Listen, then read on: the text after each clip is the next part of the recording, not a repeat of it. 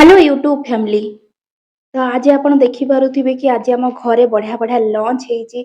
तो ए लंच रे कोन ହେଇଛି आज हमर ना गरम भात सहित आउ कोन ହେଇଛି ना माछ भजा सुखला सुखला माछ भजा ହେଇଛି। माछ ऊपर बेसर सब मो डाडी ताको आज सर्व कर म दउचंती। मोर आज बहुत खुशी लागुची जेहेतु मो डाडी मते आज बहुत बड़ माछ खंडटे देइचंती। ता सहित कोन देइचंती ना तरकारी भी देइचंती। तरकारी होची बुट आलू कखारु तरकारी। तो बुट आलू कखारु तरकारी मते केते भल लागे आपण माने जानि नांती। ମୁଁ ସବୁଥିରେ ବୁଟ ଆଳୁ ତରକାରୀ ଖାଏ ଅଧିକାଂଶ ଟାଇମରେ। ଯେମିତିକି ଇଟିଲି ତରକାରୀ ହଉ କିମ୍ବା ସାଧା ଚକୁଳି ପିଠାରେ ବି ହଉ। ମୁଁ କେତେଥର ଏଇ ଭିଡ଼ିଓଟା ବି ଦେଖେଇଛି, ବୁଟ ଆଳୁ ତରକାରୀର ଭିଡ଼ିଓ ଦେଖେଇଛି କେମିତି ଆମ ଘର ଲାଲ ଲାଲ ଟିମ୍ ଟିମ୍ ବାଲା ବୁଟ ଆଳୁ କଖାରୁ ତରକାରୀ।